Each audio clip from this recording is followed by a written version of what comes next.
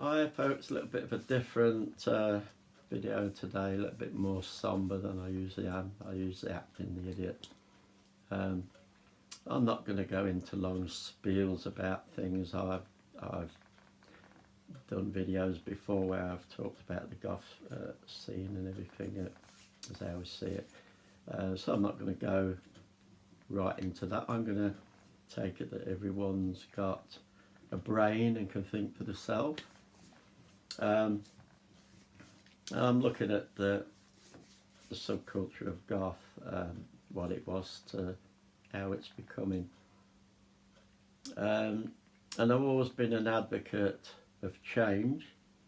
Nothing stays the same, and I don't want it to stay the same, but I want it to keep a lot of the values, because we came in as what I'm going to call it a subculture, which was sort of anti a lot of the culture that was above it.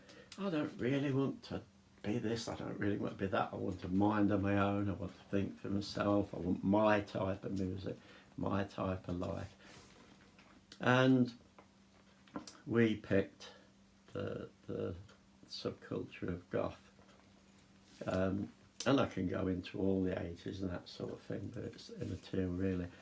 But there's times going on, I'm trying to think of a word earlier, and we're probably a subculture that's becoming a culture. We're becoming all the things that we became a subculture to get away from and to be different. We wanted to be different, we wanted to think different, we wanted to dress different. And we did that in great style, really. And lots of people are still doing it. But if you look at the subculture now, you can see how it's becoming a culture. It's becoming very much the domain of money again. And money always talks, money always changes things, money always takes over. And how are we talking about that? We're talking about big companies, business, the music industry, the clothing industry, whatever. We can list it as much as we want. But they'll just happily go along, making all the money. Ooh, thank you very much, you're making me rich. And as they going along, they're looking around and they're looking for little niches and little areas where, ooh, I can make money there. And if you look at it now, goth has gone crazy. It's always been used to some extent, but not to the extent it is now. You got films that brought a goth influence in, like The Craft and all those. It wasn't per se goth, but they brought a goth in, and we all go, woo! Nothing wrong with that, great. But you look at the world now, look at big business. Back then, you had to be inventive, and that's what made you goth. It's what made you individual from that goth and that goth. But you could look at everybody and go, yeah, goth, goth, goth, goth, goth, goth, goth. There was no problem with that. Everybody was a goth, everybody looked like a goth, everybody got slagged off as a goth. But if you looked at them all, there was differences. And why? Because there was a lot of inventiveness, there was a lot of creation. There wasn't the stuff around. That's not necessarily a good thing. We can always do with something, but it wasn't a bad thing. So you could be creative, and you ask a lot of the women of that time especially, they'd nip down the shop and get the black eyeliner and the black this and the black this and the black whatever. No, they invented ways of doing all this, and some were very flipping inventive. The hair, how do you get it like that? There wasn't all the stuff you can buy now. Oh, I'll just buy some of that and wallop. Look at my hair. Had to be inventive. What the hell am I going to do to get this like this? Sugar water, lots of other things. But I can't really go into what the women do because I didn't ask them. But it was very inventive, very individual. And a thing I remember back then, and other people have touched on this, is how we were a community and there wasn't any problems within that community. And if you did have a bit of a spat with somebody, argument, spat, it soon went over. It was the family. We just had a bit of a turn and had a go at each other. And then you went off and you went to the pub, you went to the club, you went dancing, whatever you was going to do, and there you was. And I remember back at that time, we used to go out, and where we used to go, because it wasn't a big city like London and everywhere, where we used to go was a mix. There was goths, there was industrial, there was punk, there was heavy rock, there was different subcultures of rock, there was subcultures that I couldn't bloody give a name to, but we was all there in the same place, all drinking, all listening to music, all having fun. And if you think that today you can be so bloody goth and high-mighty and go, I am goth, what the bloody hell is that music, and I will not dance to that music and everything. I don't know if you remember things like, was it upside your head? It might be that name, but you'd all sit on the floor and you'd be upside your head, rowing this bloody boat and then going side to side. And there was all these other things come out. And I don't bloody care what you was, whether you was heavy rock, whether you was goth, didn't matter. That bloody thing come on, everybody was on the floor bloody rowing. And the days of Superman and Akadu and all them sort of things, I don't give a sod. People can deny it, but the goths were up with the rest of them, all doing it and having a bloody laugh, and you was doing it with your mates of all other subcultures, and it was bloody good fun. But it didn't stop you having that individuality of who you are, how you dressed, how you thought, your way of life. And that's sort of getting lost now. It's getting lost in these big companies that sell. And what I'm seeing more and more now is they come up with these lines, and it's not good enough just for them to try and sell it. What they're doing now is they're looking at goths that become a little bit more prominent or whatever, and looking for that little bit of a, hey, I'm a top goth. And they're searching these out, and then they're saying, hey, advertise this, push that, push this, push that. Is that a bad thing? Not particularly. It becomes bad when everybody's watching it, and because certain people are pushing it, they could push bloody sugar scented toilet paper, and because they're pushing it, people are going, sugar scented toilet paper, I've got to have some. So you can see where that's happening now. People are pushing these things, and the subcultures getting drawn into it, and we buy, and we're getting less and less individual and becoming more and more the culture than the subculture, all becoming like each other. And if you've got the hair for it, and you've got a certain physique for it, and you've got a little bit of money, and you're buying this stuff, or you're even getting in debt to buy this stuff, You look there and you look there. Are they twins? Is it a race of people? Now people are starting to look the same. And again, is that a bad thing? Not particularly. Nothing. It's like that old saying in life, anything in small doses is okay. It's when you start having a bigger bloody dose that you start having the problems. But we're becoming more and more drawn into this culture of spend, spend, spend, buy, buy, buy. Oh, that looks good. Oh, they're telling me that's good. Oh, they want me to buy that. They're wearing that, so I want to wear it.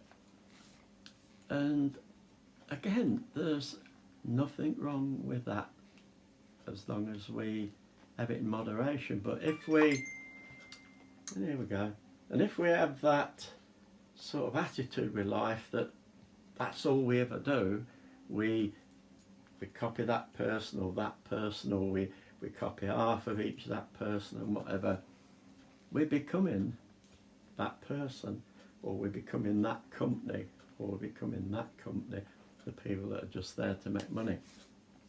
So we, and if we're not careful, the subculture's going to die out as a subculture. It'll become a culture in a sense, and like any culture, it can fade away and you just become part of the main culture, which, you know, I think slowly a lot of it is. And another way of looking at it, look at the things that have cropped up in the last few years. Fashion designers, people that make clothes, people that make this, people that make that. They're not just saying, oh, let's make stuff for goths and we make money selling them. They're bloody inventing goths. So if they make a little bit of sportswear, oh, we make these sneakers, we make this tracksuit, da-da-da, we call it Outfit Goth. Outfit Goth be buggered. You look at it, it's nothing to do with bloody goth. You look like a bloody clown walking around. You get somebody else in a company or a fashion industry. How many times on the catwalk do you see somebody say, this is goth? And you look at it and you think, yeah, if you've got your bloody eyes shut, there's a little bit of black somewhere and they've stuck a bit of black lipstick on a couple of models and they've spiked a bit of hair or something or whatever. And you look at the fashion and you think, what bloody goth would really want to walk around in that? And the film industry, the music industry, how many singers, bands bring in that goth strain because they're going, I can make it something nowadays with a goth influence. So the dress black, or the dress this, or the dress that. But you look at them and there's no goth there. It's like looking at a zombie that's doing everything, but there's nothing there anymore. That's the way it's becoming, and you look at goths, and goths are becoming that. And it's sad for me to say that more and more when I'm out in town, because we're goths that are a bit more inventive and we don't want to be anything but inventive. Yes, we can buy. I've got big goth boots. I can't bloody make them myself, and to be honest, I can't. To some degree, I can take a boot and I can goth it up a bit, but I can't do that sort of thing. To some things, yeah, okay, go ahead, but don't become a clone. You can still be inventive. You don't have to go out and buy everything and look like him. And I see it when I go out. I see goths walking towards me that look practically split images of goths that are going, hey, buy this, look at this, look at that, look at that. Hey, this is where you can buy it. And they do it. And they listen to a lot of other stuff. And they're making their own little strain of goth. And when you're walking down the road, they're in a tunnel. And anything, if they walk around the corner and they see another one looking like them, oh, look, it's me. Anything that doesn't look like them isn't dragged themselves into this stream, they're sidewiped. So you can walk along and they'll carry on looking forward, looking somewhere else, as though you don't exist. And I've seen it where a lot of this can be aimed at the older goth, like, hey, old man, old woman, what the friggin' hell do you know about goth and that? Look at all this, you know, bugger all. Excuse me, if it weren't for this flipping old man, this old woman, and whatever, that you're thinking to yourself, what the frickin' hell do you know? What the hell you got to do with goth? If it wasn't for them, ladies and gentlemen, you wouldn't be calling yourself a bloody goth today, because there wouldn't be one. There was, well, probably not as we know it. So let's have a bit of bloody do for them. But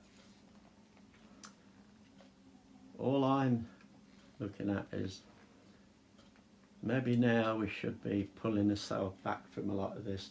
Stop looking up to idols that we idolise and we say, because they say this, ooh, I need it. Because they say that, I need to go and buy it. Because they put this lipstick, oh, look at this, isn't this bloody wonderful?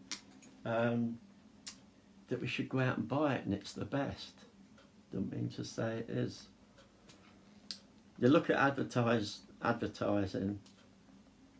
I've seen people, stars and chefs and whatever, advertising things on TV, and they're doing it because the company's gone to them and said, I will give you this if you advertise that, because it's along your line. You're a chef, advertise this little cutter for me. How much? That much. Oh, right. Somebody come that, would you use that at home? Would I friggin' hell, wouldn't use that bloody thing, I can do that, just chopping. That's what advertising is. People, they get people that they know you're going to look at and go, oh, if they do it, I can do it, I want to do it. And it's not necessarily the best thing. You get sold stuff that really isn't that good. There's a lot of people, some people are honest, there's a hell of a lot of people, if they're getting this to sell that, they'll bloody sell it. This is the best lipstick I've ever used in my life. I might look like a bloody clown, but it's the best. Then we're off camera and they go, bloody crap. But we go and buy it, don't we? And probably we should stop. I look at myself today, yeah, I can't get my bloody leg up that far. I've got goth boots on me because, like I said, I can't make them. Smaller boots I can doctor about a bit. I've got a kilt on. There's my kilt. It's bought. It's a Scottish kilt. It's not, I haven't gone online and got a specialised Gothic kilt or anything like that. It's just a Scottish kilt. And I like them. Why? Because they look like a kilt. Lots of the stuff that, hey, I can give you this for lots of money, they don't look like a bloody kilt. Although they're called kilts, they look like a skirt. Or they look like something you wrapped around you. But the people making the money, I shall call it a kilt. Because if I call it a skirt, everybody's going to go, oh God, I don't want it. Right? So I wear Scottish kilts. could buy really expensive ones. I buy £49.99 kilts, nice hard wearing everyday kilts. T-shirt from charity shop, probably cost me about £1 or something about 3 years ago or something. Do I care? Yeah, these are bought, but they were cheap. I'm surrounded by all sorts of bloody rigmarole. Did I spend thousands on it? No, I get stuff from charity shops. Some is already okay for the job. Some bits I goth up. Some bits I create. My coffee table. Apart from the fact it's bloody pretty hard to find one anyway, unless you buy a real one. I made the template, made it myself. You got to be bloody creative. Things you wear. These things here. These straps I got again from charity shop. Don't know why people get rid of them. And they were flat with the little bits on, and I wanted something like that. Do you want to pay loads of bloody money for that sort of thing? Or 10 of the long pointed spikes, just under £2 and no postage. You buy them. You don't even have to go to a charity shop and buy that in the first place. This collar I'm wearing, you could pay a bloody lot of money for it. Did a buggery. It's a part of a belt because it had little skulls on it. Oh, I'll use that. So there you go. Part of a belt. That ring come off a charity shop. I don't know whether it was a belt or whatever it was. I think it's some sort of woman thing, but it was made up of all these links and everything. Just put it on there. Inside it's one long strip of plaster to cover the back of these, because if I didn't I'd be scratching like that all day. That's why I could put a buckle on it. Do I need a buckle? No. Velcro does the job. It's not a real bondage thing, so nobody's going to worry because they get away. Velcro, there's no metal there at all that's going to make me start flipping, itching and all sorts. But all I'm trying to say in a way is you can go out there looking for stuff, and you can be as goth as you want to be by being creative and looking at what you want, or thinking, I want this style, I want that style. Well, go out and find it. Be creative, create some of it, adapt something into something else. But we've got to start getting away from the culture that's creeping in now, because it's becoming very, very narrow. And if you don't, if we look at it as two people at the big front and they're walking like that, and if you want to join that line and you're walking like that behind them, you're okay. But if you're goth outside of that line, then the subculture now is sort of getting to the stage where it's going, you're not in my line, I'm not bloody happy about that, you don't seem very goth to me. So, like I say, I'm not going to go into loads of bloody rigmarole of it. I don't want to be dictating to people. I don't even want you to go away and go, hey, you said that, so I'm going to do it. I want you to go away and think for yourself, like we did when the goth subculture came in. people were thinking for themselves, do I want to be in this? Do I want to be in that? Do I want to be in the culture? Or do I want to be in the Goth one? And it was a decision you made yourself.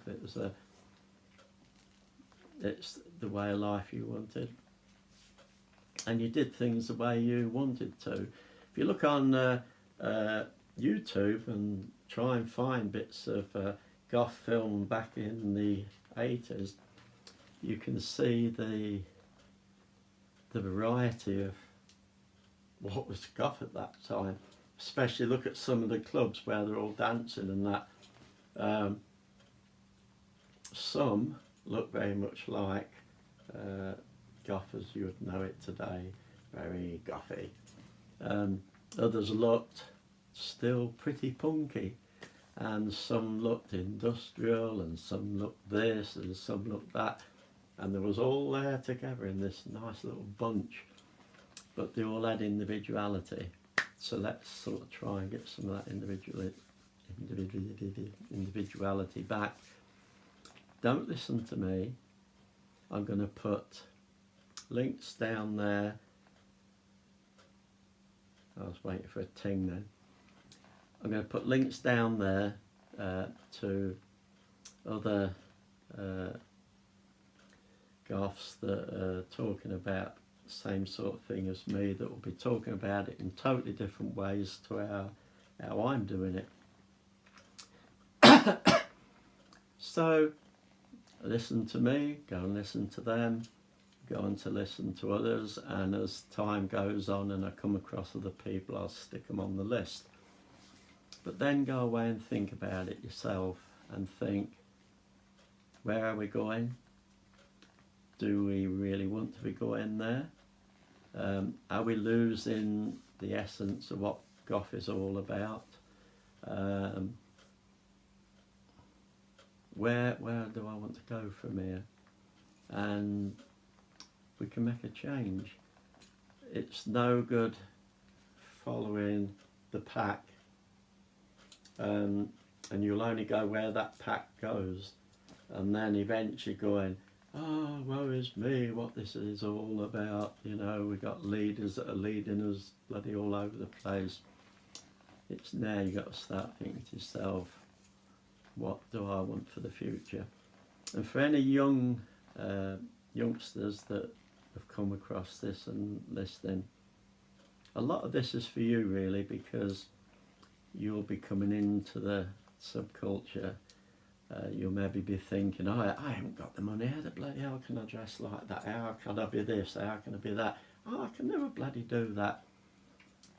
You can go and dig yourself into so much bloody debt that you got a problem with it.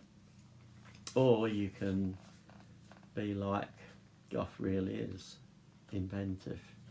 Go out there, look at people, look at what people wear, what you like, what you don't like.